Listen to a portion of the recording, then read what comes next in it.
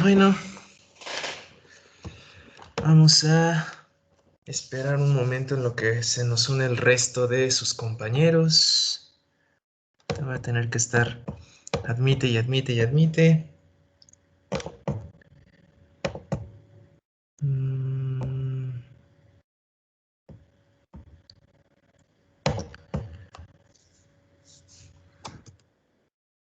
¿Cuántos son? 450 miembros.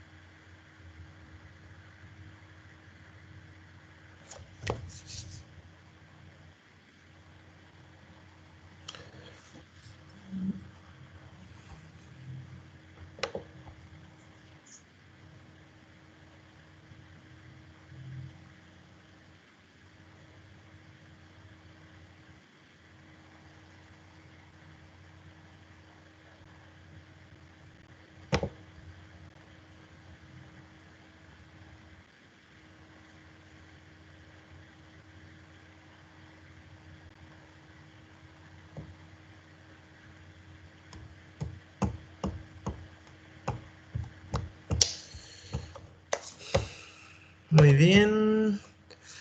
Parece que el ritmo de gente que se está uniendo está disminuyendo poco a poco. Me parece que ya todos los que tenían que entrar están entrando. Así que me atreveré a comenzar con esta clase. No sé si... Ah, no, todavía no. Voy a empezar a compartir el contenido. Vamos a compartir esta diapositiva. Ya se están metiendo más personas. Vamos a esperar. Digo, me estoy esperando precisamente porque en el momento en el que estoy explicando un tema no me gustaría verme interrumpido. Yo me distraigo muy fácilmente, entonces se me va la onda si estoy explicando algo y de repente me llega la notificación de que tengo que admitir a más personas. Entonces por eso estoy tratando de esperar a la mayor cantidad de gente posible para que esté con nosotros, para que podamos juntos emprender este maravilloso viaje por la historia universal. Bueno, mientras tanto, para irnos adelantando un poquito, voy a presentarme. Yo soy Óscar Macías Patiño. Yo soy no historiador de profesión, lamentablemente. Eh, Me hubiera gustado, pero ya saben cómo es este mundo. A veces tienes que escoger otras carreras. Muchas veces algunos dicen para no morirse de hambre. No lo sé. Yo soy abogado de profesión. Actualmente me especializo en la materia penal. Me desempeño como abogado penalista de un banco, quizá algunos de ustedes han escuchado de él, se llama BBVA, otros le dicen Bancomer. Me desempeño principalmente en Querétaro y en Guanajuato, pero bueno, a final de cuentas, si a alguno de ustedes le interesa participar en estos exámenes de admisión para poder ingresar a estas clases o a esta carrera, por ejemplo, de derecho, ustedes se darán cuenta que la historia, la política, la economía son temas que van muy de la mano con este tipo de carreras. Así que Bueno, en este momento vamos a comenzar con esta sesión. Va a versar principalmente sobre algunos de los temas que platicamos, que tratamos, que estudiamos durante nuestra clase de Historia Universal. Lo dividimos en Historia Universal 1 y 2, ya en los cursos de Matisix. Entonces, cada clase dura aproximadamente 2 horas y en estas 4 horas vamos a tener que tratar de abarcar la mayor cantidad de temas, la mayor cantidad de sucesos que ocurrieron en la historia. Entonces, yo sé, eh, muchas veces suelen decir que es demasiada información para tratar en un corto espacio de tiempo, pero vamos a intentarlo. Entonces, a final de cuentas, en esta clase vamos a, o en esta, dice que se escucha con lag. No sé si alguien más me escuche con lag. Digo, si ocurre, no hay mucho que yo pueda hacer al respecto, pero bueno. Entonces, les decía, vamos a tratar de... Muy bien, muy bien, muy bien. Vamos a tratar de ver la mayor cantidad de temas posibles o en concreto nos vamos a centrar en estos temas que suelen ser los más importantes, los que a aquellos que se dedican a formular, a crear este examen de Excova o estos exámenes de admisión para las universidades, les encanta tocar este tipo de temas, les encanta preguntar sobre ellos. Y en concreto vamos a centrarnos en las maneras más fáciles, en las maneras más sencillas de tratar de ver este tipo de temas para que ya a la hora de que ustedes estén ahí en su computadora contestando este tipo de exámenes que normalmente son de opción múltiple, estén contratiempo y les toquen las 10, 15, 20, quizá más preguntas de historia, ustedes pues puedan identificarlas, puedan hacerlas de la manera más correcta.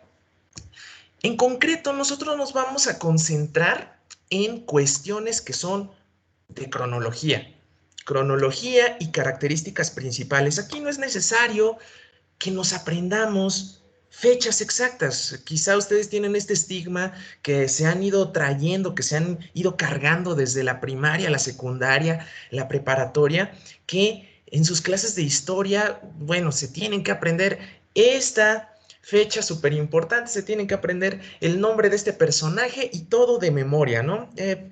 Pues es un error, porque así no se aprende la historia, así no se nos pega, especialmente si no nos interesa, para que nosotros podamos aprender efectivamente y podamos guardar en nuestra memoria los datos más importantes que vamos a requerir para un examen o ya más adelante para la vida en general en las carreras, pues a nosotros nos tiene que llamar la atención, nos tiene que gustar los temas. Y si nos dicen, oye, te tienes que aprender esto de memoria, pues es difícil, ¿no? Que se nos quede.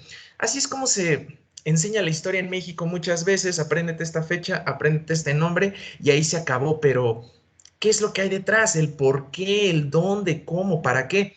Pues bueno, quizá varios de ustedes han tenido grandes preguntas, quizá en algún momento de cavilación, de reflexión, mientras están pues en la regadera o mientras están tomando el desayuno, no lo sé, quizá algunos de ustedes se habrán preguntado de dónde venimos nosotros, este, digamos, qué clase de civilizaciones existieron en la antigüedad, qué era lo que hacían, cuáles eran sus características principales, de dónde nacieron las grandes religiones como el catolicismo, como el islam, eh, las grandes guerras que se dieron durante la Edad Media. ¿Qué es la Edad Media? ¿Por qué se llama así?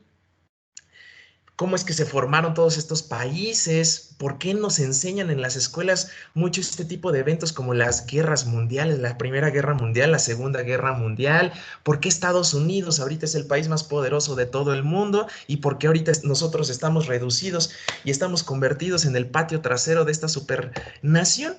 Pues bueno, la respuesta a estas y a muchas otras incógnitas, quizá no las veamos todas aquí, pero sí las podremos ver ya en su curso completo. Así que esto va a ser una probadita de lo que vamos a estar viendo y las estrategias que yo suelo emplear durante mi clase con la finalidad de que a ustedes pues les sea un poquito más fácil de memorizar este tipo de información. Lamentablemente la historia... eh, Si no les interesa mucho, la única manera en que se les va a quedar pegada es repitiendo y repitiendo y repitiendo y repitiendo. Entonces, bueno, antes que nada, es necesario que nosotros podamos definir exactamente qué es esto de la historia. Y la historia, vamos a ver que se trata de esta ciencia, de pues esta disciplina que se va a encargar de estudiar todos los sucesos del pasado. Pero también ustedes ahorita lo están viendo en su pantalla. Aquí viene una palabra, la prehistoria. ¿Y a qué se referirá esto de la prehistoria? Pues bueno, en mi clase nosotros solemos tratar siempre de averiguar qué es lo que significan las palabras en sí, porque eso también, el entender qué significa una palabra o de dónde se origina, nos va a permitir con mucha más facilidad identificar o recordar qué significa. Entonces, pre es, como ustedes sabrán, un prefijo que significa antes de, ¿no? Entonces, la parte de la prehistoria nos estamos refiriendo a todo aquello que sucedió antes de la historia. Y entonces ustedes me van a preguntar, oye, o sea, nosotros cómo sabemos cuándo inicia la historia y si no sabemos cuándo inicia la historia, entonces cómo vamos a saber qué es lo que ocurrió antes de la historia, ¿verdad? Pues bueno, típicamente se suele identificar que la historia nace con un suceso muy importante de la humanidad, que va a ser la invención de la escritura. Es la escritura precisamente la que nos ha permitido desarrollarnos como sociedad. El desarrollar un lenguaje complejo es lo que nos ha permitido establecernos en la cima de la pirámide alimenticia, en la cima del mundo. Ahorita somos la especie dominante de todo el planeta Tierra, precisamente porque pudimos desarrollar un lenguaje complejo y por ende un sistema de escritura. Quizá varios de ustedes habrán escuchado, oye, ¿por qué los seres humanos nos separamos de otro tipo de especies? Y les van a decir, ah, porque nosotros somos animales racionales. Y o nosotros sí pensamos.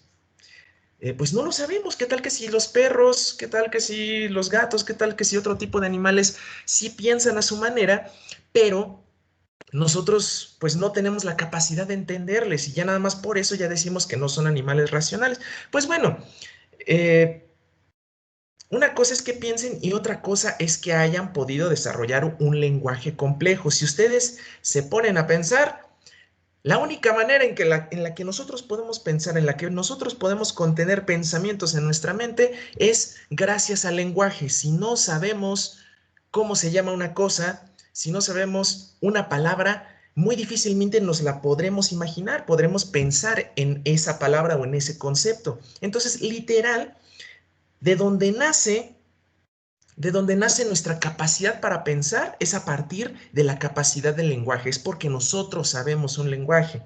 Entonces, esta es la razón que nos ha permitido desarrollarnos y nos ha permitido pasar generación con generación los conocimientos que hemos ido adquiriendo. Entonces, de eso se trata más o menos la historia, cómo es que la humanidad ha podido aprender con el paso de las generaciones, cómo ha podido ir transmitiendo sus conocimientos. Les digo una vez más, o poniendo un ejemplo, un perro desde el momento en el que nace, pues todo lo que ocurre en su vida, todo lo tiene que aprender por su propia cuenta, desde qué es lo que sí puede comer y qué es lo que no puede comer, porque si se come algo que no se puede comer, pues le va a hacer daño y se empieza a sentir mal. ¿Qué tipo de animales son amigables y cuáles no? De cuáles se tiene que cuidar y cuáles no, cuáles van a ser sus presas y cuáles van a ser sus cazadores.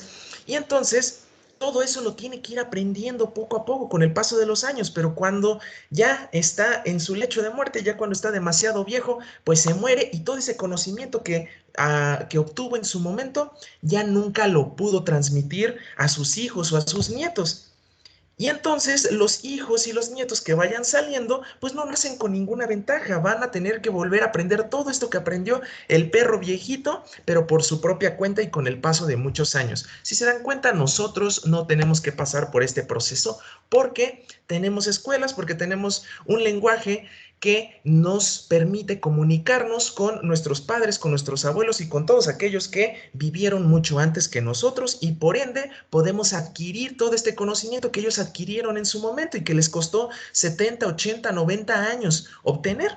Entonces, Esto es la historia, esto es la utilidad de la historia. Bueno, entonces aquí es el parteaguas que les comentaba, el nacimiento de un sistema de escritura. Y el nacimiento de un sistema de escritura es lo que nos va a permitir identificar qué es historia y qué es todo lo que vino antes de la historia. Entonces, en esta primera etapa nos vamos a centrar en la cuestión de la prehistoria. Y bueno, vamos a tener un montón de eras y un montón de épocas. La prehistoria abarca prácticamente el 99% de la existencia de todo el planeta Tierra y por lo tanto abarca muchísimo tiempo. Es un periodo muy extenso de tiempo. Entonces lo tenemos que dividir en distintas eras. Y por eso nosotros vamos a escuchar un montón de palabras como que, bueno, aquí estamos viendo estas palabras raras, ¿no? Que el Plioceno y que el Paleolítico y que el Cenozoico y que el Paleozoico y que todos estos, que bueno, ustedes ya saben, seguramente vieron esta película de Jurassic Park y ya han escuchado que la era de los dinosaurios y un montón de nombres de esta naturaleza. Entonces, si nosotros nos vamos a enfocar en la historia de la humanidad, a nosotros no nos van a preocupar todos esos nombres raros. Los únicos en los que nos vamos a tener que centrar van a ser en todos estos que tienen una porción lítico. ¿Por qué nos vamos a centrar en esto de el lítico? Pues bueno, una vez más tenemos que enfocarnos en averiguar qué significan estas porciones de las palabras. No crean que las palabras que nosotros vamos a utilizar en las ciencias o en este caso en la historia, en la antropología, pues en la paleontología, nacen porque los científicos dicen, ah, pues vamos a ponerles nombres bien raros y bien difíciles para que a los alumnos se les dificulte aprendérselas, ¿verdad? Pues no, básicamente nacen de raíces grecolatinas, es decir, ya sea del idioma griego o de la lengua latina que solían hablar los antiguos romanos. Y entonces, si desciframos qué es lo que significa cada una de estas porciones, nos va a ser mucho más difícil entender de qué estamos hablando. Entonces, si ustedes ven esta parte paleolítico, nosotros lo podemos dividir en dos porciones. Paleo, que viene del griego palaios, que significa antiguo, y lítico, que viene de lithos, del griego lithos también, que significa piedra. Entonces, ¿qué significa esto de paleolítico? Piedra antigua. Por eso a la prehistoria la suelen identificar también o le suelen llamar también como la edad de piedra, ¿no? Todos ustedes, todos hemos escuchado esta frase, ¿no? De la edad de piedra, o la era de las cavernas, ¿no? Con los cavernícolas y demás. Pues bueno, a esto iba precisamente porque la mayor parte de todos nuestros antepasados de los seres humanos, que vamos a denominarles homínidos, todos nuestros antepasados, se les van o van a aparecer o van a surgir precisamente en esta época de la prehistoria, que va a ser paleolítico, la época de la piedra antigua, y ya después vamos a tener otras clasificaciones que en su momento las vemos en la clase, como el neolítico, por ejemplo, la edad de la piedra nueva. Aquí, pues en concreto en esta tablita ustedes pueden ver que hay un nombre que dice Plioceno y luego dice Paleolítico. Este del Plioceno lo pongo porque es la era que vino antes del Paleolítico y es donde surgió este primer gran antecedente de todos los hombres, de todos los seres humanos, el que al que le suelen atribuir ser el primer gran antepasado de los hombres. Es decir, esta primer ser que ya era como una evolución, una forma un poco más evolucionada o más inteligente de un simio. Si ustedes han oído hablar de un señor llamado Charles Darwin, conocido como el padre de la teoría de la evolución, era un biólogo que estableció precisamente esta teoría sobre la evolución, de cómo los seres vivos, incluyéndonos nosotros, vamos adaptándonos, pasando las generaciones con el paso del tiempo a las condiciones climáticas, a las condiciones del ambiente, para poder sobrevivir de una mejor manera. Entonces, este proceso de adaptación se le va a conocer como la evolución. Algo así, pues como en Pokémon, ¿no? Con el paso del tiempo, con la adquisición de experiencia, pues subimos de nivel, nos hacemos más capaces, nos hacemos más aptos para hacer frente a los obstáculos que nos pone la vida, ¿no? O lo que nos pone el planeta. Entonces, hay una cadenita de distintos puntos evolutivos que van a terminar en lo que nosotros somos al día de hoy, nuestra especie, el Homo sapiens sapiens, ¿no? Bueno, entonces, esta primera cadena se le va a llamar como el Australopithecus afarensis. Una vez más, nos encontramos con un nombre todo raro y feo, ¿no? Y largo. ¿Qué es eso? ¿Qué significa? Una vez más, les digo, no se trata de un nombre todo raro y feo porque así le quisieron poner los científicos, más bien porque se compone una vez más de raíces grecolatinas. Entonces tenemos Australo, esta primera porción Australo. ¿A qué me suena a mí? Pues Australia, ¿no? Y si ustedes saben, pues si ustedes saben de geografía, pues sabrán que Australia es un país que se encuentra hasta el sur del planeta, se encuentra hasta abajo. Entonces, para los que no lo sabían, Australo es una palabra que sí existe en el español y significa precisamente sur. Es una palabra muy fancy, muy elegante para decir el sur. Entonces, a la próxima vez que ustedes estén en una cena familiar o que estén ahí en una cita con su crush y la quieran sorprender o lo quieran sorprender, ustedes pueden decir, ah, pues es que yo provengo de la parte más austral de el país, de la República Mexicana, es decir, de Chiapas, ¿no? De Guerrero.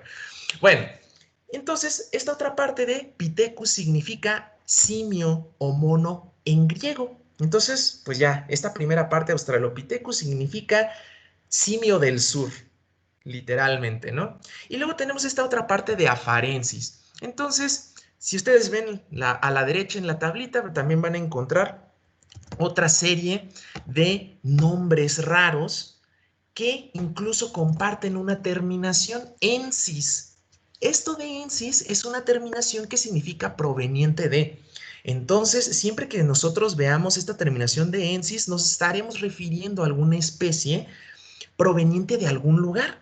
Entonces, en este caso, afarensis significa proveniente de Afar. ¿Y qué es Afar? Me preguntarán. Pues bueno, Afar es una provincia que se encuentra en el centro de África, de un país que se llama Etiopía. Si ustedes saben de geografía una vez más, podrán identificar que Etiopía se encuentra, pues, tenemos África del Norte, África Media, África del Sur.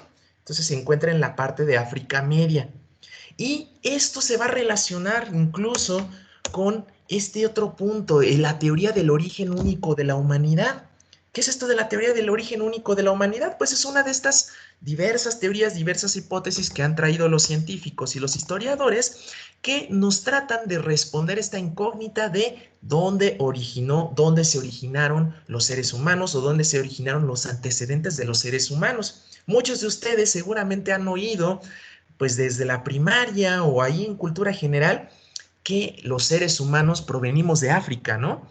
Entonces, si se dan cuenta, todo esto, toda esta información que les acabo de dar se relaciona entre sí. Habíamos dicho que esta primera gran especie a la que se le considera como el primer gran antepasado de la humanidad, pues recibe su nombre de una provincia de Etiopía, de África Central. Entonces, allí ustedes ven en el mapa y tenemos en la esquina superior izquierda lo que es el continente africano. Nada más, pues el mapa está como acostado, ¿no? Pero encontraremos que nuestro origen está en África. Y de África empezaron a moverse todos estos antepasados a los otros continentes, se movieron a Europa, luego a Asia, luego se movieron a la parte de Australia, en Oceanía, y finalmente llegaron a América. Fue como el planeta se fue poblando por homínidos y eventualmente por seres humanos. Entonces, por eso les digo, es importante conocer las raíces de las palabras y ver exactamente qué significan. Entonces, tenemos este primer gran antepasado que viene en una era llamada Plioceno y luego vamos a tener el Paleolítico cuando ya surgen pues especies más evolucionadas. La primera de todas estas va a ser el Homo habilis. Y luego vamos a tener el Homo erectus, luego el heidelbergensis, luego el neanderthalensis, luego el Homo sapiens. Obviamente hay más especies, ¿eh? No crean que estas que les estoy mostrando son las únicas, pero estas típicamente se identifican como las más relevantes, como las más importantes y son las que típicamente pues ponen en sus exámenes. Quizá a ustedes, si les interesa más el tema, pueden googlear y pueden encontrar que el Homo antecesor y que otro tipo de homínidos, el Ardipithecus ramidus y demás. Pero les digo, estas serían las especies más importantes y eso es en lo que nos vamos a centrar. A final de cuentas, la finalidad de esta clase que vamos a tener durante el curso de Mathematics no es precisamente entrar tan a detalle en los temas que quizá pueden ser muy interesantes y que quizá pueda ser de utilidad, pero a final de cuentas lo que nos resulta más de utilidad para ustedes y para su examen es identificar los puntos más importantes de cada tema, identificar las cronologías, qué vino antes y qué vino después, y quizá una que otra fecha sí muy importante. Al principio les había dicho que quizá no íbamos a enfocarnos en fechas.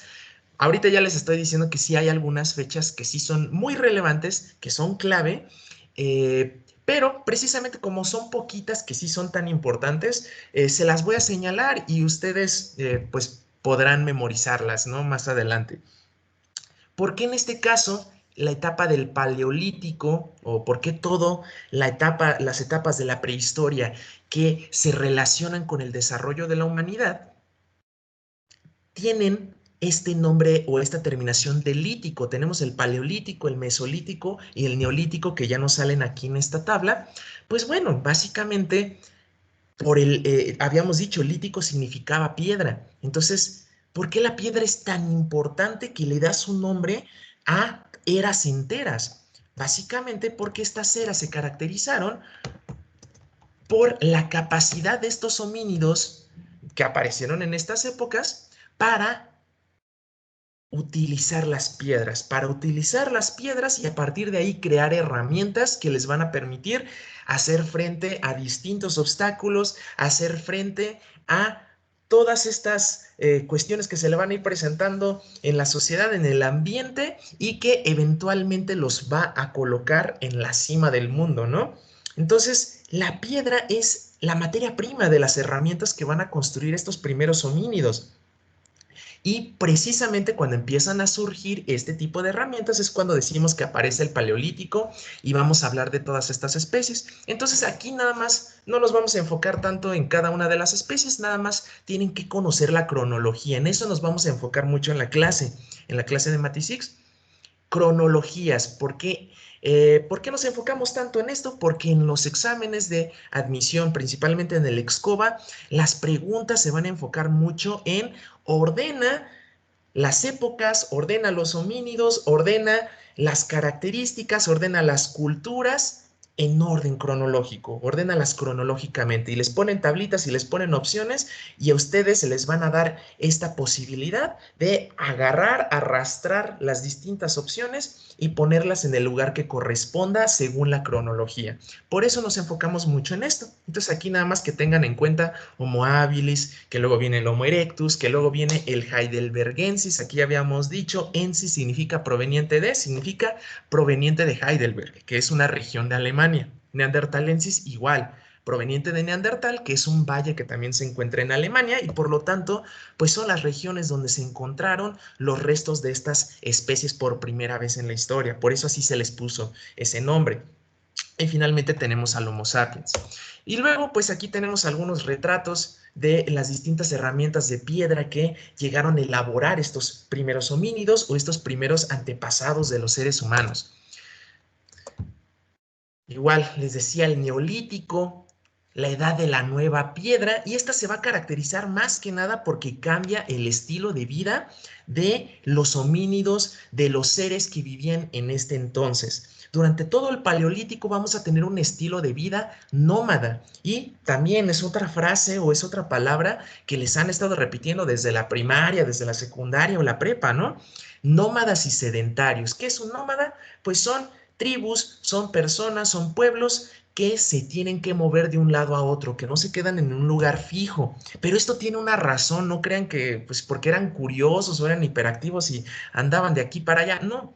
Era precisamente porque en ese entonces no se había descubierto algo muy importante, que es la agricultura. La agricultura, la capacidad para cultivar y producir nuestro propio alimento.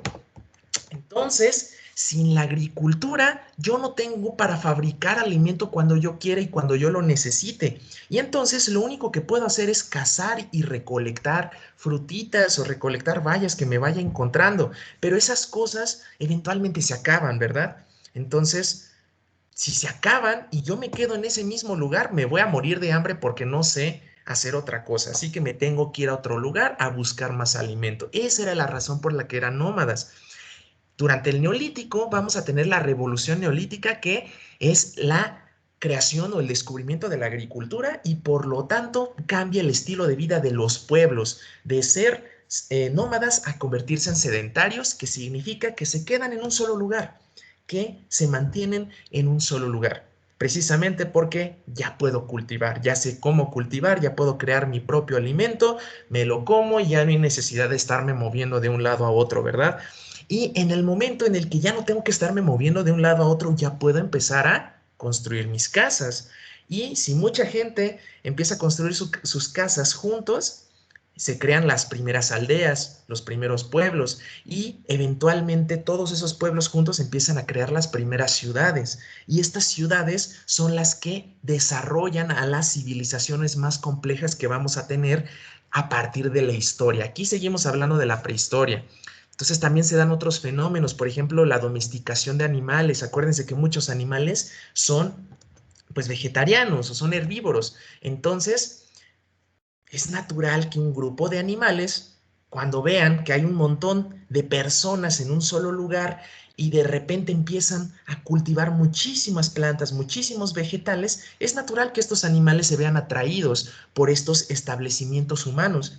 Y entonces, naturalmente, se da la domesticación de animales, se da la ganadería y demás actividades complejas.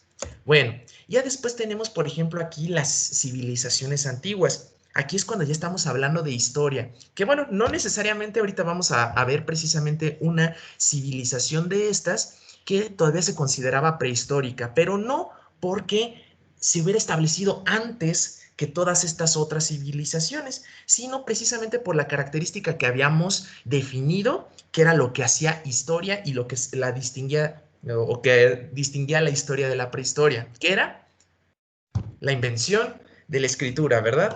Entonces, de estas cuatro civilizaciones antiguas, que una vez más aclaro, no son todas las civilizaciones que se dieron en esta época, sino que son las más relevantes, las más importantes, las más grandes.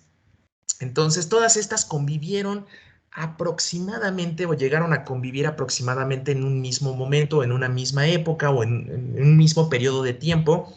Pero les digo, una de estas civilizaciones se va a considerar prehistórica porque no dejó registros escritos, no dejó registros literarios. Entonces vamos a tener estas cuatro: Egipto, Mesopotamia, India y China. Y todas se establecieron sobre esta zona de Asia y de Egipto. Todas estas comparten una característica muy importante. Todas se asentaron sobre ríos. ¿Y por qué se asentaron sobre ríos? Pues muy sencillo, porque el río trae agua dulce. No es agua salada como la del mar. El agua salada no te sirve para cultivar, pero el agua dulce sí. Entonces da y riega todas estas tierras donde se asentaron estos pueblos y permitieron el desarrollo de la agricultura, pero así, en la máxima potencia, digámoslo así, y por eso se pudo desarrollar estas grandes civilizaciones. Entonces vamos a tener pues una tablita con las principales características de cada una de estas cuatro civilizaciones. Tenemos Mesopotamia, Egipto, civilización del Indo y China. Cada una se asentó sobre uno o dos ríos en específico. Esas son características muy particulares de cada civilización que típicamente suelen preguntar en estos exámenes. Entonces, Mesopotamia, ¿sobre qué ríos? El Tigris y el Éufrates. Egipto, pues sobre el río Nilo, que es, bueno, ahí esta noción de que se trata del río más largo de todo el mundo, ¿no? Tenemos la civilización del Indo, que, pues, ¿por qué se llama así? Porque se establecieron sobre el río Indo. Y tenemos China, que se estableció sobre el río Yangtze y el río Amarillo. Entonces aquí lo pueden ver una vez más en el mapa. Y aquí pueden ver el río de cada una de estas civilizaciones. Entonces se establecieron sobre zonas que al día de hoy se conocen con estos nombres. Por ejemplo, Mesopotamia se estableció sobre la región que al día de hoy es el país de Irak. Egipto, pues de ahí nunca se han movido, siempre han estado ahí. Pero la civilización del Indo es también muy importante que lo sepan, no estamos hablando de esta civilización de la India, no estamos hablando de esta civilización majestuosa del Taj Mahal y los sultanes y las alfombras voladoras. Estamos hablando de un primer antecedente que se estableció sobre el río Indo, que se encuentra no sobre India, sino sobre Pakistán al día de hoy. Y tenemos China, que pues también ahí ha estado siempre, ¿no? Sobre lo que al día de hoy es China, o una parte de lo que al día de hoy es China. Y cada una de estas tienen pues una temporalidad. Les digo, estas fechas o estos años no es necesario que se los aprendan, pero se los pongo aquí precisamente para que identifiquen cuál vino antes y cuál vino después. Esa es la principal finalidad. Quizá algunos de ustedes tendrán una mentalidad más numérica y les sea mucho más sencillo memorizar las fechas exactas. Si lo pueden hacer, háganlo, qué mejor. Pero si no, o si se les dificulta o necesitan guardar un poquito de ese espacio en su memoria para otros temas, entonces nada más con que sepan cuál vino antes y cuál vino después. Después tenemos características principales de cada civilización. Por ejemplo, en Mesopotamia tenemos que ellos inventaron la rueda. Ellos también se les atribuye la invención de la escritura y tenían un tipo de escritura específica que era la escritura cuneiforme. Se llama así porque en los ideogramas, las letras que usaban tenían formas de cuñas y las cuñas, para los que no lo sepan, pues son como unas piececitas así como triangulares, ahora sí que como una rebanada de queso, así como triangular. Así es más o menos una cuña. Entonces tenían las letras las letras cuneiformes, formas que utilizaban mucho estos triangulitos. Tenemos el Código de Hammurabi, que fue el primer sistema de leyes escritas de toda la historia, y tenemos distintas ciudades o civilizaciones que se asentaron sobre esta región de Mesopotamia. Las más importantes son Sumeria, Acadia, Babilonia y Asiria. Incluso Sumeria es considerada la primera gran civilización de toda la historia. Tenemos Egipto. Ustedes saben estas características muy famosas, las pirámides de Giza, la escritura jeroglífica, adoraban al dios Ra, era el dios del sol. Aquí también se establecieron grandes construcciones como el faro de Alejandría, que a la postre serían denominadas algunas de las 7 maravillas del mundo antiguo. Para los que no lo sepan, de todas las 7 maravillas del mundo antiguo, las pirámides de Giza son las más antiguas, es decir, las que se construyeron hace mucho más tiempo que todas las demás, y también son las únicas que al día de hoy siguen en pie. El faro de Alejandría también fue una maravilla del mundo antiguo. El papiro, pues la primera forma de escritura en una superficie suave. Antes, si querías escribir, tenías que estar ahí como con tu clavo y con tu martillito para tallar en las piedras. Y tenemos, por ejemplo, la civilización del Indo. Esta es la civilización que les decía, es prehistórica, no porque estuviera eh, o se hubiera establecido hace mucho tiempo, o que se hubiera establecido incluso antes que Mesopotamia o Egipto. Ustedes están viendo aquí la línea temporal, más bien porque son los únicos que no han dejado documentos literarios o antecedentes escritos. Y finalmente tenemos China. Aquí pues me va a servir incluso para utilizar un ejemplo de otra técnica de aprendizaje, una técnica de memorización que a mí me gusta mucho utilizar en mis clases, ya dentro del curso. Esta técnica se llama mnemotecnia. ¿Y a qué se refiere? Bueno, básicamente cuando tenemos palabras, cuando tenemos conceptos que son algo raros, que son un poco difíciles de aprender porque pues son palabras que no entendemos. Aquí, por ejemplo, en la parte de China, vamos a hablar de las dinastías. Y pues las dinastías, como ustedes podrán ver, la Xia, Shang, Zhou y Qing, pues son nombres que literalmente están en chino, ¿no? Entonces ustedes van a decir, ay, qué rayos, ¿cómo voy a poderme aprender estos nombres chinos? Pues bueno, podemos utilizar una mnemotecnia, es decir, vamos a vincular, vamos a asociar estas palabras raras o estos conceptos difíciles a palabras un poco más cotidianas de la vida real y también a historias muy sencillas, incluso hasta estúpidas, hasta ridículas, que nos faciliten más recordarlo. Entonces, ahora sí que el tip, ahorita les voy a decir cómo hacer una mnemotecnia, ya después ustedes pueden hacer las propias. Pues el tip principal es que entre más estúpida, entre más ridícula sea nuestra historia de mnemotecnia, más fácil va a ser recordarlo. Entonces aquí tenemos, por ejemplo, las 4 dinastías chinas y de entre la primera va a ser la Xia. Entonces, esta también, por ejemplo, suele hacerse muchas preguntas al respecto. ¿Cuál es la primera dinastía de la China antigua? Pues la Xia, ¿no? Ahorita es muy fácil que lo digamos, pero cuando no lo tengan en la pantalla, ¿se acordarán? No sabemos. Bueno, ¿cómo le hacemos?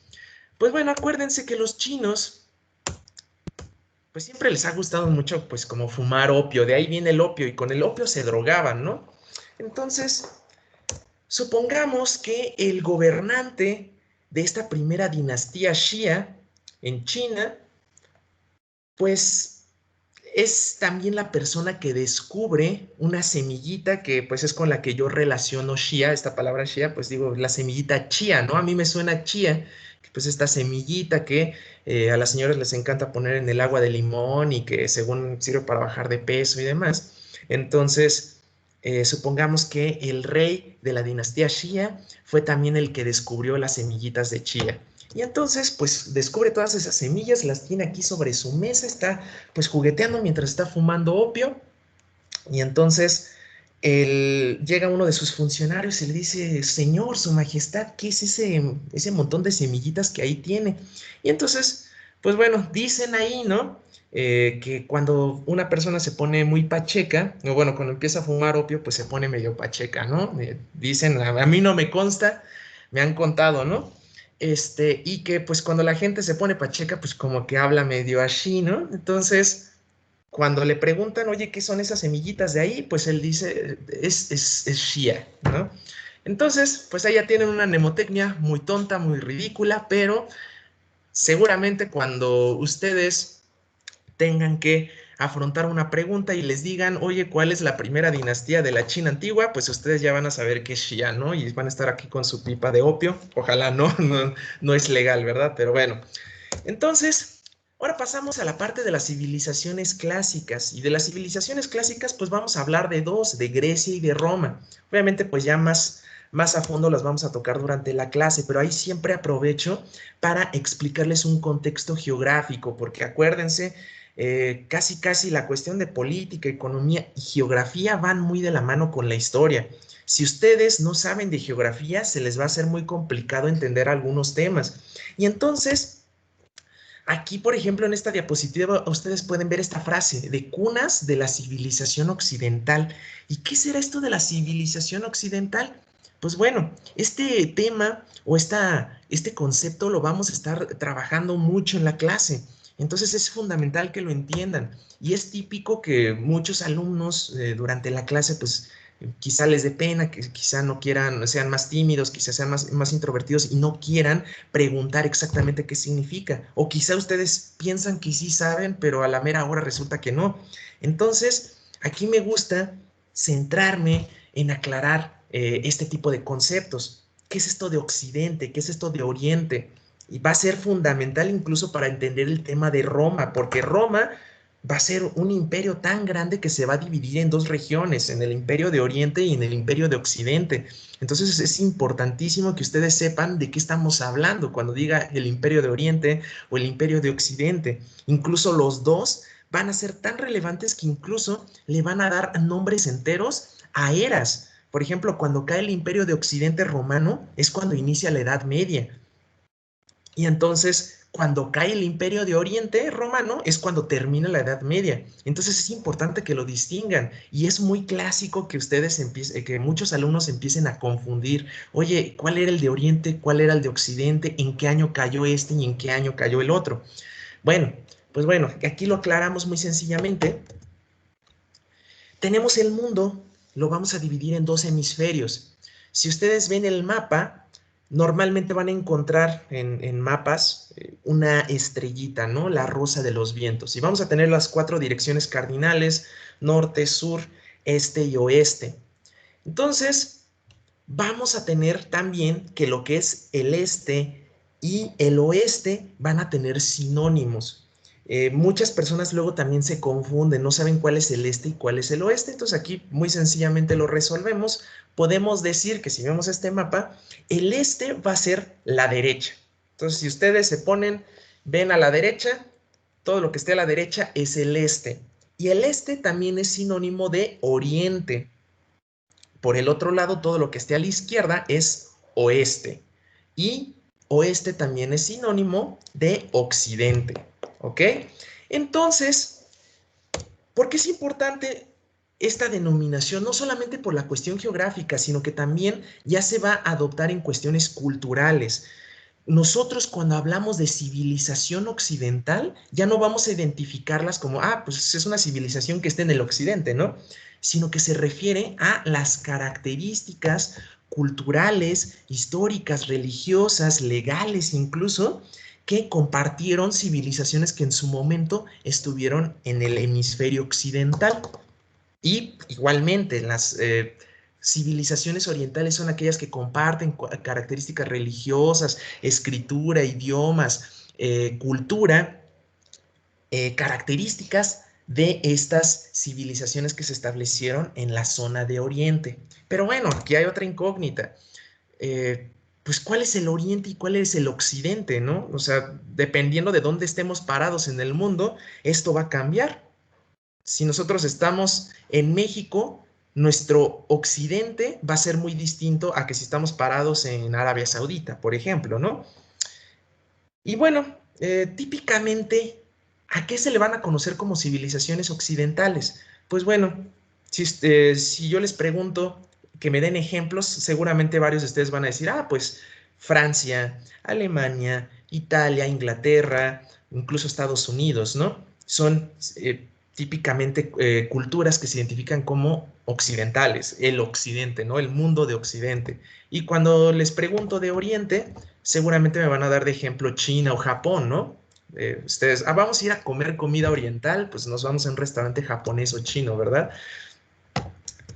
Entonces, pues así ya podemos identificar que las civilizaciones orientales son las que están como por la parte de Asia y las occidentales son las que son como Europa y América. Pero una vez más les digo, ¿por qué nacen estos términos?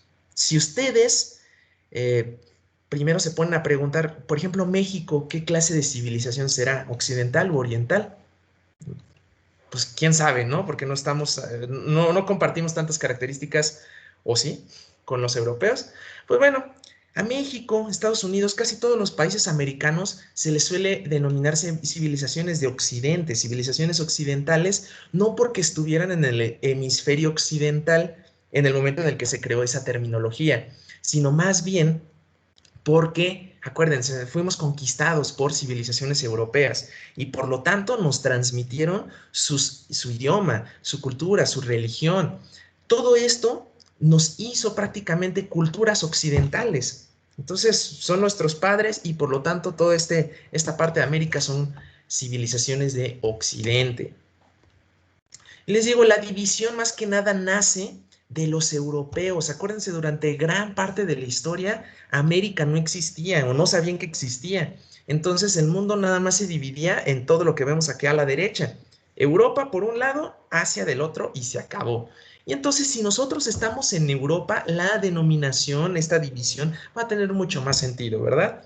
Todo lo que está a la derecha de Europa es el Oriente, es decir, pues los países árabes, Japón, China. Todo lo que está a la izquierda de Asia, es decir, es el occidente. Entonces, Europa. Por eso nace esta denominación. Así que muy importante que tengan en mente esto. Oriente lo que está a la derecha, occidente lo que está a la izquierda. Entonces tenemos aquí, por ejemplo, algunos ejemplos de civilizaciones más modernas. Vamos a tener las dos civilizaciones clásicas que son Grecia y Roma. Y aquí, por ejemplo, les puse un ejemplo de Persia, más que nada para que tengan en cuenta la línea del tiempo, para que ustedes sepan que Persia vino después de los romanos y de los griegos, precisamente por este tipo de preguntas de ordenan las civilizaciones en el orden cronológico y les van a poner ahí un montón, que Grecia, que Egipto, que Persia, que China. Entonces, ustedes ya saben, ¿no? Ahora, en qué momento los vamos a colocar. Características muy generales de cada una de estas civilizaciones. Los griegos, pues les llamaban a sus ciudades, ciudades-estado les llamaban polis, teníamos las más importantes como Atenas y Esparta, que incluso se llevaban como perros y como gatos, entonces se van a pelear y van a iniciar guerras. Entonces aquí vamos a tener varias guerras que también vamos a detallar un poco más en las clases de Matisix. Pero, por ejemplo, las guerras médicas van a ser entre los griegos y los persas, o la guerra del Peloponeso va a ser en una guerra civil, ahora sí, una civil war, ¿no? Entre Atenas y Esparta, entre los mismos griegos. Vamos a tener al gran conquistador Alejandro Magno de Macedonia, que sube al trono a los 20 años de edad de esta ciudad-estado, de esta polis llamada Macedonia, y que se va a convertir en uno de los líderes o conquistadores militares más importantes de toda la historia. Incluso se llega a contar que él jamás llegó a perder una sola batalla que él dirigió, y su imperio, sus tierras o sus conquistas se van a extender tan lejos como hasta la India. Entonces imagínense, desde Grecia pasando por Persia hasta la India van a llegar los territorios de Alejandro Magno. O vamos a tener Roma, esta civilización que nace a partir de ciertos legados culturales de los griegos, pero que ellos fueron los que edificaron, los que construyeron varios sistemas de gobierno tan importantes que incluso al día de hoy se han llegado a implementar en un montón de democracias, en un montón de países. Entonces, ellos son casi, casi los padres de nuestro sistema legal, de nuestro sistema de leyes. Dividieron su historia en una monarquía donde gobernaba un solo rey, y después la gente se cansó y llegó a una revolución e instauraron una república. República, ¿qué significa? Pues viene del latín. Viene de res, que significa cosa, y pública pues significa del pueblo o de todos. Entonces es la cosa pública, es decir, un gobierno democrático. Antes no existía ese tipo de cosas, solamente se habían visto en Grecia y en Roma. ¿Y qué es la democracia? Pues demos, una vez más, significa pueblo, y kratos significa gobierno. Entonces el gobierno del pueblo, un gobierno que ya incluye a más personas y no solamente lo define una sola persona, un solo rey.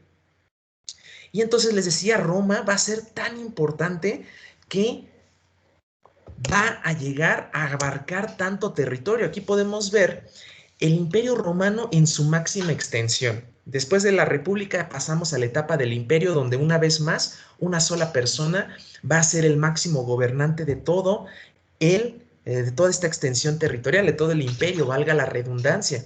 Entonces, imagínense, es literalmente la mitad de Europa, y es el norte de África, y es parte de Medio Oriente. Entonces, un imperio tan grande así se va a tener que dividir en dos. Y entonces durante su máxima extensión vamos a tener, ahora sí, las dos regiones que les decía, el Imperio Romano de Oriente y el Imperio Romano de Occidente. Aquí donde vemos la parte de Italia, la bota itálica, es donde va a estar la capital, es decir, Roma, la capital del Imperio de Occidente. Mientras que la parte de la derecha, si ustedes pueden ubicar lo que es el país de Turquía al día de hoy, vamos a encontrar una cosa llamada la península de Anatolia, ahí un poquito arriba de Arabia y abajo del Mar Negro vamos a tener la península de Anatolia. Eso es lo que al día de hoy es Turquía, un poquito a la derecha de Grecia, y ahí se va a establecer la capital del Imperio Romano de Oriente, que va a conocerse como la ciudad de Constantinopla. Entonces, era un imperio grande, era un imperio glorioso. Van a tener tantos emperadores a lo largo de su historia, algunos buenos, algunos malos. Vamos a tener, por ejemplo, personajes como Nerón, que se creía actor y que en una de sus locuras llega e incendia toda la capital romana, o Calígula, que pues llega a nombrar cónsul a su caballo. Entonces, con el paso del tiempo, un imperio así de grande se tiene que caer, o bueno, va a empezar a deteriorarse poco a poco. Entonces, en mi clase a mí me gusta mucho explicarles que una de las grandes principios del gobierno ahora sí que es la cuestión de el, del ejército. El ejército es esencial para que una persona pueda gobernar.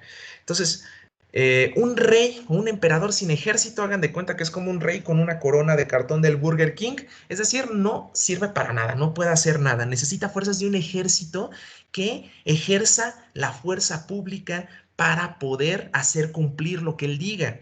Entonces, imagínense un rey que no tiene un ejército que llega y tú hazme caso, haz esto, haz lo otro, pues van a mandar por un tubo, ¿no? necesitas a un soldado, ahora sí que como estos comerciales que pasaban hace tiempo, no sé si ahorita todavía lo sigan pasando, de las galletas Emperador. Entonces, te comes tu galleta y dices, guardias, y entonces vienen los guardias y se llevan a la persona que te estaba buleando o que no te estaba obedeciendo. Necesitas un ejército. Entonces, un imperio así de grande necesita un ejército gigantesco, pero este imperio se fue construido a partir de conquistas, humillaciones de todos estos territorios y de todos estos pueblos que ustedes ven en verde. Entonces, esos pueblos o la gente que empezó a nacer en estas regiones, en estas provincias conquistadas de los romanos, pues no eran romanos, no se sentían romanos, al contrario, odiaban a los romanos porque conquistaron a su gente. Y entonces, ¿cómo los pueblos van construyendo sus ejércitos? O ejércitos que les sean leales, pues a partir de este sentimiento y de identidad nacional, ¿no? Por eso nos hacen salir desde la primaria a los honores a la bandera y a cantar el himno nacional y nos van inculcando este amor por la patria. Y entonces, pues con el paso del tiempo empezamos a tener este apego por nuestra propia nación y entonces pues ya es un poco más probable que queramos dar nuestra vida, ¿no? O que queramos pelear por esta nación. Pero estos pueblos que fueron conquistados por los romanos no van a unirse a un ejército ni van a pelear por los romanos. Entonces, ¿qué hace Roma para subsanar esta situación? Pues necesitamos mercenarios. ¿Qué son mercenarios? Pues son asesinos a sueldo, son soldados a sueldo. No importa de dónde vengan, ellos van a pelear por ti, pero mientras les pagues, y mientras les pagues bien, no son nada baratos. Entonces, ¿qué necesita hacer el gobierno romano para juntar un gran ejército de mercenarios? Pues conseguimos nuestro dinero de los impuestos, ¿verdad? Y los impuestos los tenemos que subir a la gente, nos tiene que pagar más y más dinero para que nosotros podamos mantener este gran ejército de mercenarios. ¿Y esto qué hace? Pues que la gente se inconforme. Entonces, con el paso del tiempo, ya rumbo al siglo cuarto, al siglo quinto después de Cristo, vamos a tener todas estas tierras de aquí arribita, donde ven Germania Magna, Sarmatia y todo eso, son los pueblos bárbaros. Eran pueblos que así les denominaban los romanos porque salían de las fronteras o del territorio romano. Todo aquel que no era romano, todo aquel extranjero le llamaban bárbaro. Entonces, estos pueblos bárbaros empezaban a ver que poco a poco se debilitaba el Estado romano, que poco a poco la gente se inconformaba por el alza de impuestos porque no podían pagar. Entonces empezaban a atacar las fronteras de Roma, empezaban a saquear, a robar, a incendiar. Y entonces esto solamente empeoró poco a poco la situación política dentro de Roma. Hace que mucha gente se inconforme y que diga, pues vamos a iniciar revoluciones, vamos a iniciar guerras civiles contra el gobierno porque ya no queremos pagar impuestos y además porque los bárbaros nos están atacando, están quemando nuestros territorios, nuestros comercios, nos están robando, nos están saqueando. Hagan de cuenta que Guanajuato, ¿no? Estamos en Guanajuato y además nos quieren subir impuestos. Entonces, todo esto, la desestabilización política hace que un rey de los bárbaros, conocido como Odoacro, llegue a la parte de Roma y conquiste la capital. Y así es cuando se dice que cae el Imperio Romano de Occidente. Y con la caída del Imperio Romano de Occidente, es decir, nada más la partecita que está a la izquierda, lo que nosotros al día de hoy conocemos como los territorios de España, Francia, Italia, ese era el Imperio Romano de Occidente. Pues bueno, con esta caída en el año 476 después de Cristo es cuando se inicia este periodo histórico conocido como la Edad Media. Tan importante era Roma que cuando pierde uno de sus territorios más importantes, vamos a iniciar todo un periodo histórico. Y entonces, por ejemplo, aquí vamos a tener varios eventos importantes de la Edad Media. Algunos me van a preguntar, oye, ¿y qué pasó con el Imperio Romano de Oriente? Pues bueno, este sobrevive, va a sobrevivir incluso 1000 años más. Nada más que ya los historiadores no le van a seguir llamando Imperio Romano de Oriente, le van a conocer como el Imperio Bizantino. Y este va a caer en el 1453 después de Cristo. Junto con otros eventos, esto va a significar el final de la Edad Media. para que vean lo importante que es Roma y lo importante de distinguir los dos territorios. Y cuando les decía de años, que quizá hay algunas fechas o algunos años que sí es importante memorizar, estos valdrían mucho la pena. Lo que es la caída del Imperio de Occidente en el 476 y lo que es la caída del Imperio de Oriente o Imperio Bizantino en 1453. Pero bueno, aquí tenemos varios eventos. Les decía, la caída del Imperio Romano Occidental, con que inicia la Edad Media, tenemos el nacimiento del Islam a manos del profeta Mahoma, que vivía en la Meca, lo que al día de hoy es este territorio de Arabia Saudita, en el 622, y que va a iniciar pues toda una serie de conflictos en las regiones tanto del Medio Oriente como de Europa, porque van a iniciar conflictos muy fuertes, van a empezar guerras entre las dos, o los seguidores o los fieles de las dos grandes religiones de la época, el catolicismo o el cristianismo en la parte de Europa y el Islam en la parte de Asia o de Medio Oriente.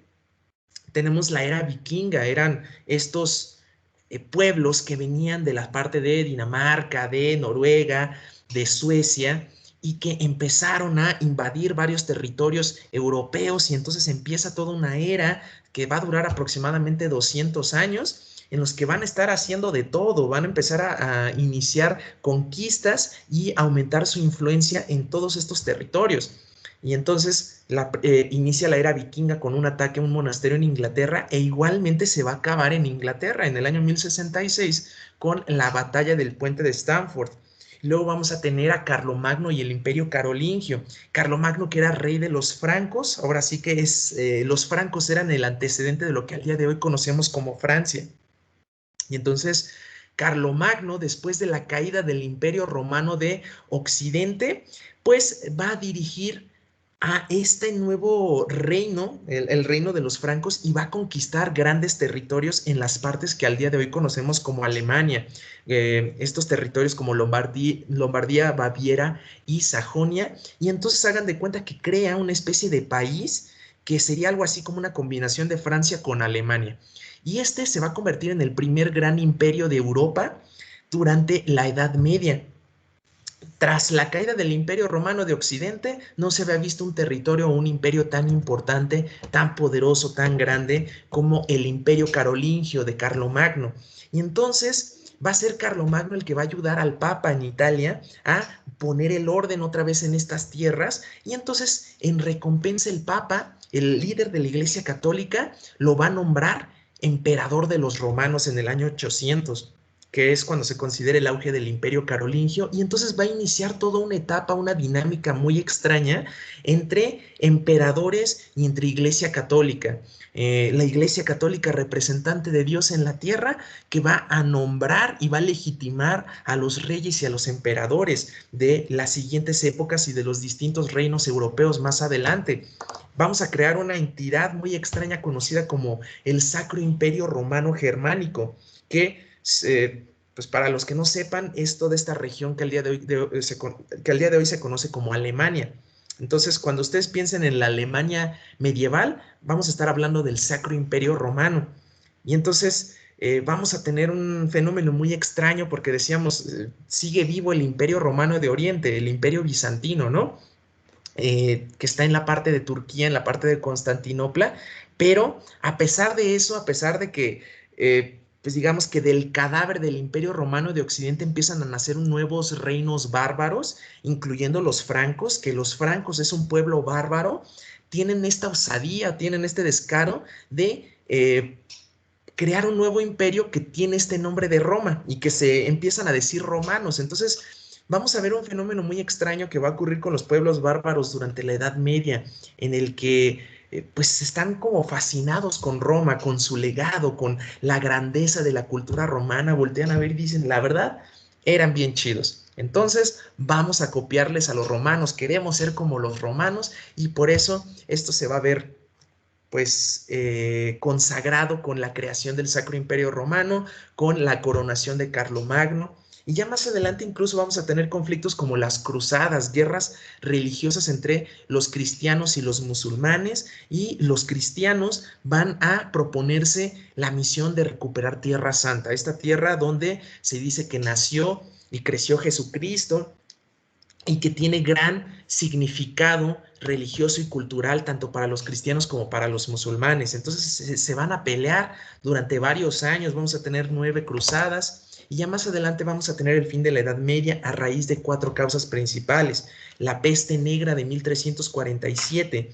Esto hace que una gran población de campesinos, de siervos de los señores feudales se mueran. Ellos fueron los más afectados por esta enfermedad y entonces prácticamente se dice que entre un tercio y la mitad entera de la población de Europa fallece a causa de esta enfermedad.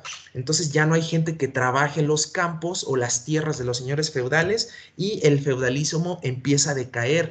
Por otro lado, tenemos la llegada de la pólvora a Europa y por lo tanto un incremento en la tecnología militar, ya tenemos armas de fuego, así que los señores feudales que tenían a sus ejércitos, que tenían a sus guerreros con armaduras, con espadas y escudos y que pues podían pelear con sus duelos medievales, pues ya no sirven, porque ¿de qué te sirve estar entrenado al usar la espada y el escudo si puede llegar cualquier fulano a dispararte con un rifle y ahí quedaste? Entonces, esto va a cambiar la dinámica de poder de los señores feudales. Ya no van a tener sus ejércitos igualmente poderosos, van a caer grandes ciudades como Constantinopla, es decir, la capital del Imperio Bizantino, y van a llegar los turcos otomanos, que era una civilización musulmana y que tenía gran desarrollo en su tecnología militar con armas de fuego, tenían unos cañones gigantescos que podían derribar grandes murallas. ¿Por qué existían los castillos y las murallas medievales?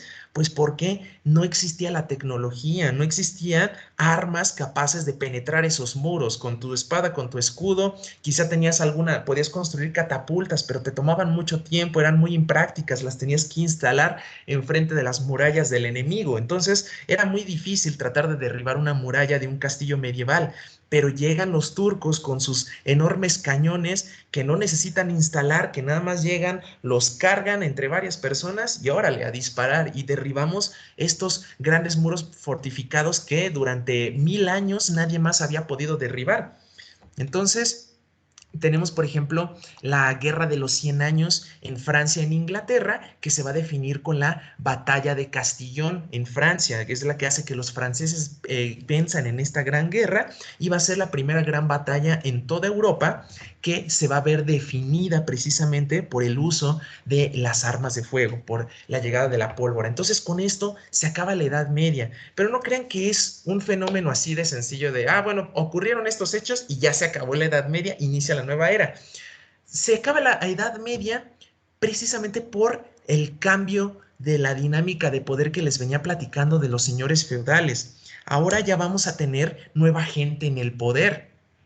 Van a empezar a surgir nuevos reinos, como los reinos y las repúblicas italianas, y entonces vamos a tener este nuevo periodo del Renacimiento, donde ya no es tan prevalente el sistema económico feudalista que predominaba en toda la Europa medieval.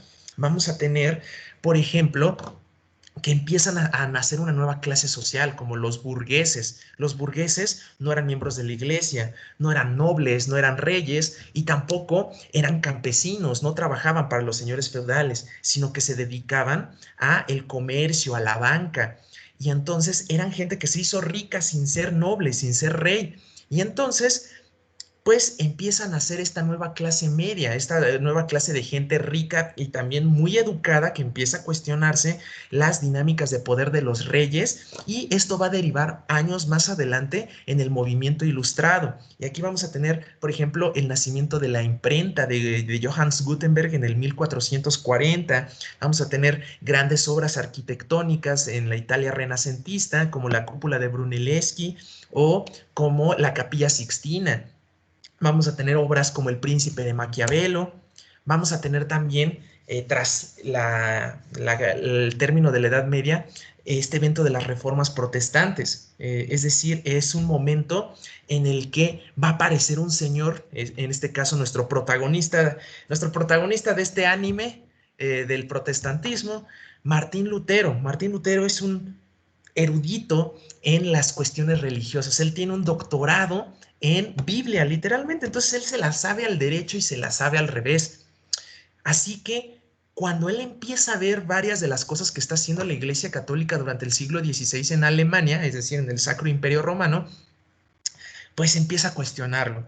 ¿Y cómo lo hace? Pues escribe estas 95 tesis de Wittenberg. Es esta obra en la que él va literalmente a poner su protesta contra cómo se maneja la Iglesia Católica.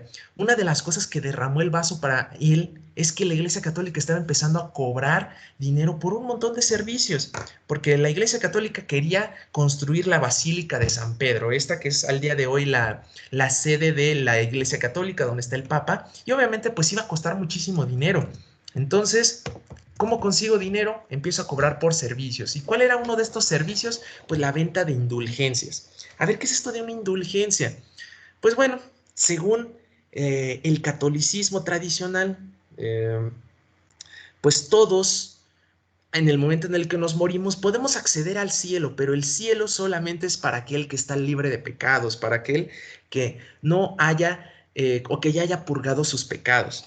Si te mueres y no has purgado tus pecados, pues entonces te tienes que pasar primero a una salita, a una antesala de espera, digámoslo así, que se va a conocer como el purgatorio, algo así como un car wash en el que uno va a llegar, o un autolavado en el que uno llega y pues me van a estar ahí echando jabón para limpiarme de todos mis pecados que cometí durante la vida. Obviamente, entre más pecador fui, más tiempo me voy a quedar en el purgatorio.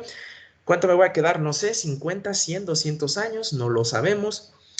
Y entonces la Iglesia Católica decía, pues bueno, todos somos pecadores y el que no lo sea, pues que tire la primera piedra. Entonces, si te mueres, si tu familiar se muere, va a tener que quedarse ahí estancado en el purgatorio unos cuantos años. Pero, ¿qué es esto? ¿No quieres esperar? ¿No quieres que tu familiar espere durante estos años? Pues bueno, para ti traigo la solución. Por una módica cantidad de 9,99, nosotros podemos interceder ante el Señor, ante el Altísimo, por ti y por tu familiar, y entonces te vamos a dar un certificado de que ya estás libre de pecados y por lo tanto ya tienes directito tu paso hacia el cielo. Esto era una venta de indulgencias y para Martín Lutero era aberrante. Así que vamos a protestar, vamos a escribir este documento de las 95 tesis de Wittenberg y esto va a ser el nacimiento de una nueva variante de cristianismo conocida como el protestantismo, que va a iniciar una serie de guerras, una guerra religiosa conocida como la Guerra de los 30 años en los distintos territorios del Sacro Imperio Romano, y van a empezar a aparecer nuevas entidades políticas, nuevos reyes o emperadores que van a querer pues ponerse del lado de Martín Lutero, porque saben que en este momento la iglesia es tan importante y es tan poderosa que es la que nombra emperadores, es aquella que, si soy amigo de la iglesia, entonces me va a ir muy bien si yo quiero ser político o si yo tengo aspiraciones a un trono o a una corona. Pero si no le caigo bien a la Iglesia Católica, entonces me va a poner el pie. Así que mejor nos ponemos del lado de Lutero y así podemos ir restando la influencia y poder a la Iglesia. Esta fue una dinámica muy interesante que se dio durante el siglo XVI y que además inspiró un contramovimiento por parte de la Iglesia Católica conocido como la Contrarreforma. Después vamos a tener esta etapa de la Ilustración, donde vamos a tener a grandes pensadores como John Locke, Jacques-Louis de Montesquieu, a Jean-Jacques Rousseau o a Voltaire, con distintos postulados, con distintas obras que van a empezar a cuestionar la manera tradicional en la que se gobernaba. Acuérdense, estos son gente burguesa, son gente de la clase media que no son ni campesinos ni son gente pobre, tampoco son nobles, no son reyes, no son, digamos, miembros de la nobleza, no tienen sangre azul. Y entonces se dan cuenta que por ese simple y por esa sencilla razón ya no van a tener acceso a tomar decisiones políticas ni a gobernar. Entonces eso los va a traer muy inconformes porque es gente cada vez más estudiosa, cada vez más educada, que ya se empieza a cuestionar los postulados religiosos, que ya se empieza a cuestionar, oye, ¿por qué el rey ¿Por qué ese rey está ahí? Ah, pues porque dice que Dios lo eligió. Es más, hasta el Papa le dio ahí su seal of approval, le dio su, lo coronó. Pues sí, pero ya nada más, nosotros cómo nos consta que Él es el elegido por Dios, nosotros cómo nos consta que el Papa se comunicó con Dios. Es más, Dios existe, se empiezan a preguntar estas cosas, ¿no? Y estos postulados, estas ideas van a inspirar una serie de revoluciones, como revoluciones burguesas conocidas así o revoluciones atlánticas. Varios de los ejemplos más importantes, la Revolución Francesa o la independencia de las 13 colonias, es decir, Estados Unidos, empiezan a nacer las primeras grandes constituciones que van a limitar los poderes de los gobernantes, empiezan a nacer las democracias modernas donde ya hay participación del pueblo. Vamos a tener ya más adelante eventos como la revolución industrial, donde nace el sistema económico capitalista. Y también vamos a tener críticas como lo que es los postulados, como el manifiesto comunista por parte de este autor alemán, Karl Marx, que publica en 1848 este libro, El Manifiesto del Partido Comunista. Entonces, ya más adelante incluso también vamos a tener conflictos de grandes escalas como la Primera Guerra Mundial. Acuérdense, en ese entonces, la gente que vivió ese conflicto, pues no sabía que iba a haber una Segunda Guerra Mundial, por eso pues no le llamaban la Primera Guerra Mundial, le llamaban la Gran Guerra porque era la madre de todas las guerras, una guerra como nunca antes se había visto. Por ejemplo, ¿cómo se dio este conflicto? Pues básicamente se dio una serie de alianzas entre estos distintos países. Hagan de cuenta que durante el imperialismo varios países, varias potencias europeas empezaron a incrementar su poder económico, militar, su influencia en el territorio, empezaron a pelearse por conquistar todo el mundo. Y entonces Alemania en ese entonces no era tan fuerte, pero ya para el siglo XX, es decir, para 1900, se había constituido como la segunda potencia mundial, segunda potencia económica mundial. Y entonces Francia, que tradicionalmente había sido muy rica, Inglaterra también, pues empiezan a ver con miedo cómo su vecino se empieza a hacer cada vez más fuerte y más poderoso. Y Francia dice, oye, ¿qué tal si el día de mañana Alemania me quiere pues sacar pleito, me quiere, se quiere pelear contra mí, me quiere quitar mis territorios o me quiere quitar mis colonias? Entonces yo solo no me voy a poder defender contra ese monstruo. ¿Qué hago? Pues pido ayuda de mis amigos, hago amigos. ¿Cuáles van a ser los amigos de Francia? Pues Gran Bretaña y el Imperio Ruso. De tal manera que va a decir Francia, pues bueno, si al día de mañana me quiere hacer la guerra o se quiere pelear conmigo, pues mi barrio me respalda. Y ya, entonces van a llegar Inglaterra y Rusia a defenderme. Eso era el propósito de las alianzas. Pero ya más adelante vamos a tener que el Imperio Ruso, muy frustrado porque no puede conseguir territorio, no puede conseguir salidas al mar, pues va a decir, vamos a tratar de obtener influencia en este territorio que se encuentra entre el Imperio Otomano y que se encuentra entre todos estos países que son Grecia, Bulgaria, Rumania y demás. Estos son los países o estos son los territorios que no me van a dejar salir al mar. Y yo quiero controlar más territorios, yo quiero ser como estos otros países poderosos. Entonces, yo sé que estos países, Rumania, Bulgaria, Serbia y todos estos, pues son títeres del Imperio Austrohúngaro, que es una potencia muy fuerte en el centro de Europa. ¿Cómo le hago para quitármelos de encima? Ya sé, voy a empezar a mandarle dinero, voy a empezar a mandar soldados a Serbia y a Montenegro, porque yo me di cuenta y por ahí escuché que a los serbios y a la gente de Montenegro no les cae muy bien el Imperio Austrohúngaro. Es más, dicen que ellos invadieron varios de sus territorios y pues no están muy contentos. ¿Qué vamos a hacer? Pues les mandamos recursos y les mandamos apoyo para que empiecen a hacer ahí un poco de caos. ¿Y qué es lo que hace Serbia? Pues manda o empieza a financiar a varios nacionalistas serbios que vivían en el en el territorio del Imperio Austrohúngaro, de tal modo que cuando al archiduque Franz Ferdinand, que era nada más y nada menos que el príncipe heredero al trono del Imperio Austrohúngaro, se va paseando por esta zona que es Sarajevo, unos nacionalistas serbios llegan, lo asesinan. Eran unos estudiantes ahí como de 18, 19, 20 años. Lo asesinan a él y a su esposa, y con esto va a estallar la Primera Guerra Mundial.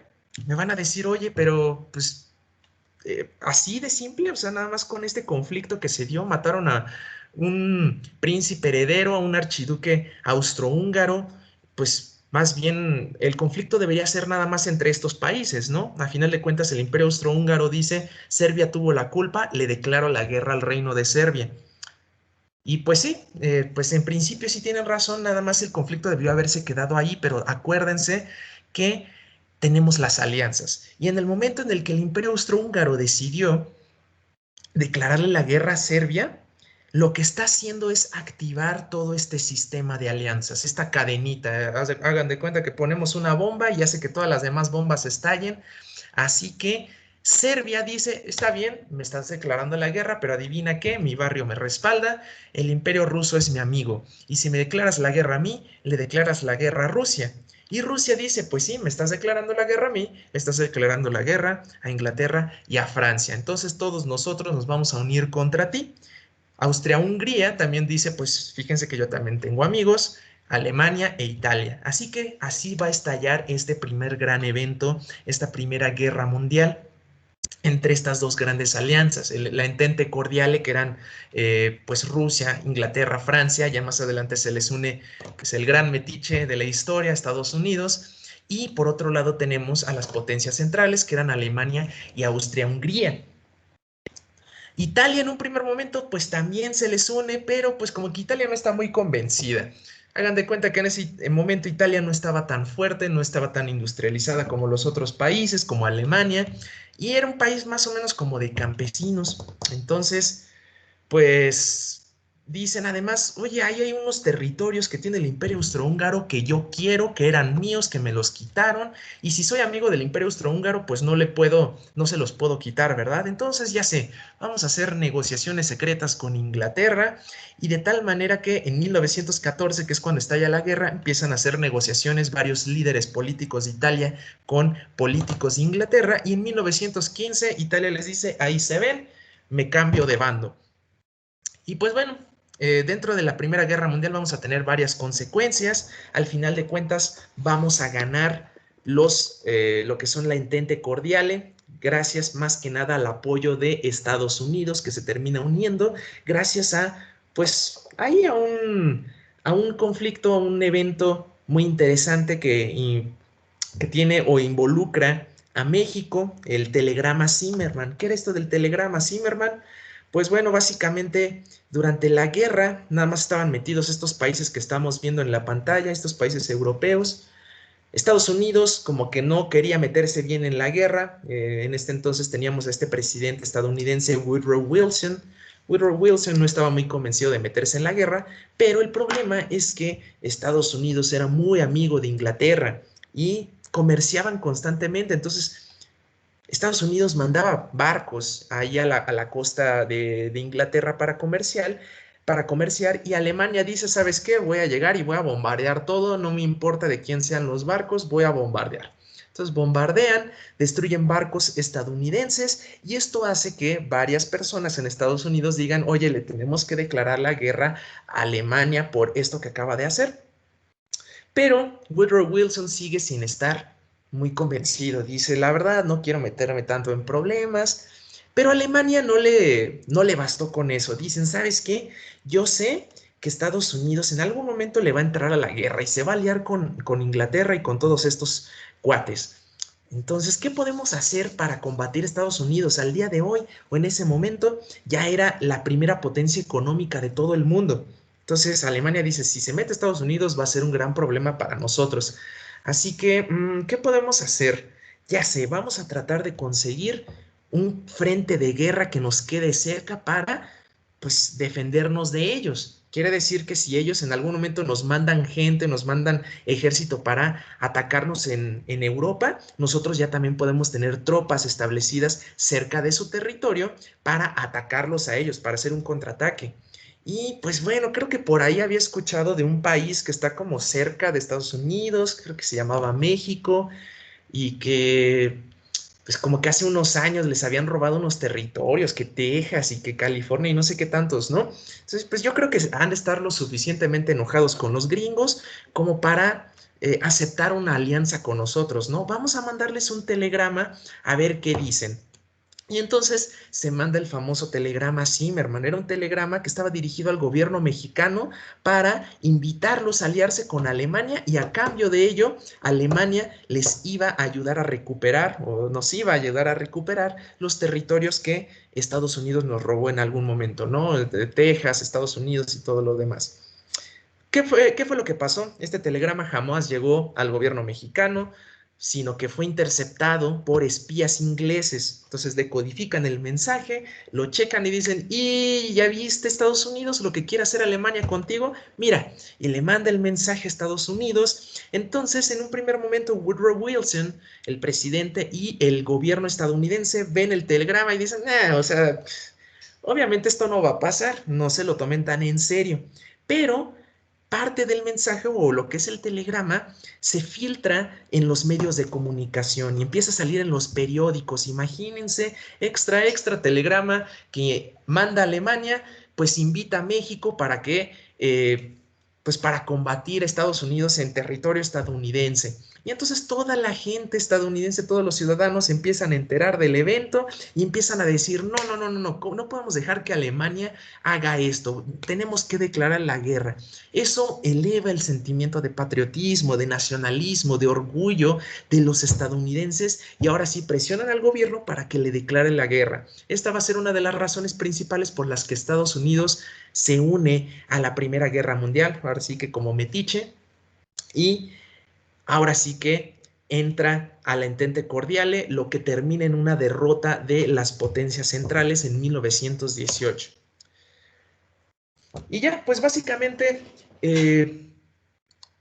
pues nada más terminaría de explicar este tema. Vamos a estar finalizando con esta clase demo, digámoslo así. Obviamente, les digo, estos temas los vemos mucho más a detalle, los tocamos con más detenimiento, los explicamos de una mejor manera. Yo sé que pues me aceleré en algunos puntos.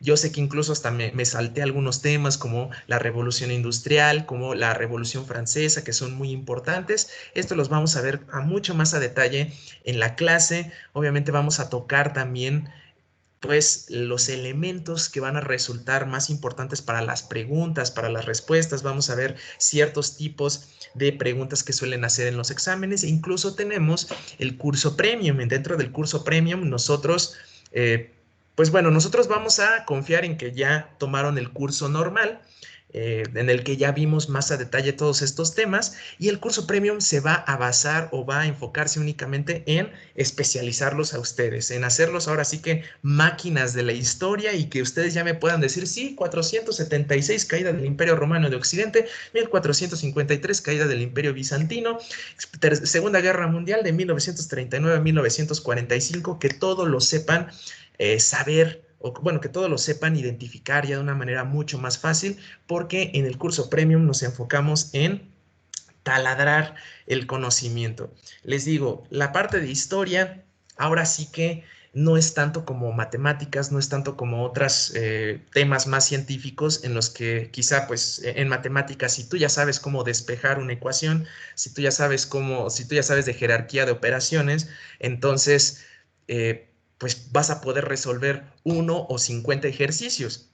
En historia no es tanto así, no es como que comprendas una base del tema y ya de ahí ya te vas a saber todo lo demás, sino que pues lo tienes que leer, eh, lo tienes que analizar, lo tienes que asimilar y pues muchas veces no vamos a tener tanto tiempo para hacer eso, ¿verdad? Entonces en el curso premium nosotros nos vamos a centrar en repetir, en practicar. No lo vamos a hacer de una manera así aburrida y tediosa, lo vamos a hacer con juegos, con dinámicas. A mí me gusta incluso en mis clases pues dar recompensas a los primeros lugares, vamos a hacer exámenes, vamos a hacer, les digo, juegos, o hacemos maratón, hacemos el rival más débil, demás tipo de concursos y al final los mejores alumnos pues se llevan premios. A mí me gusta mucho comprar dulces y otro tipo de presentes.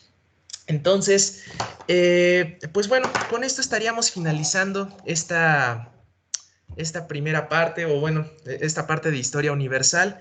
De una vez les voy comentando que pues es típico que los exámenes no incluyan tantas preguntas de historia, especialmente si no van para una carrera de humanidades. Si ustedes van para derecho, si ustedes van para administración, economía, ciencias políticas, o quizá incluso algunas cuestiones como, no sé, diseño gráfico o demás, que no son carreras científicas como tal o de ciencias exactas, entonces es más probable que les vengan más preguntas de historia.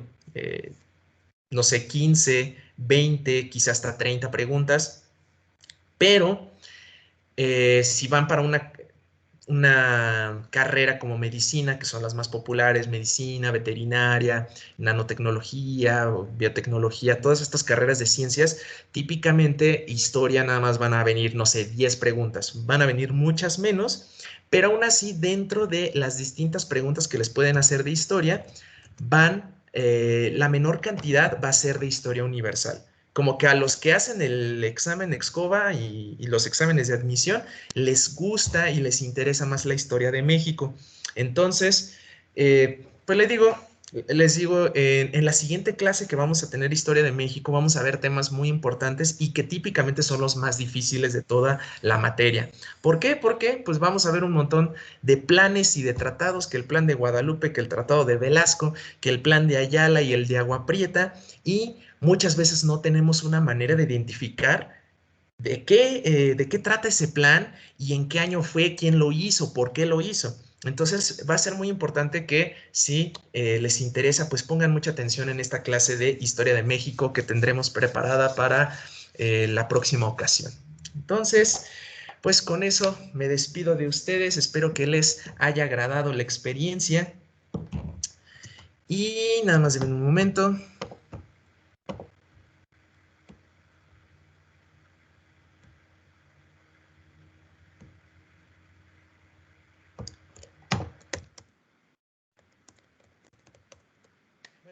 Perdón, con esto estoy terminando, con esto finalizo, espero que les haya agradado la experiencia y nos estaremos viendo muy pronto. Así que ahora sí pueden ir en paz, la misa ha terminado.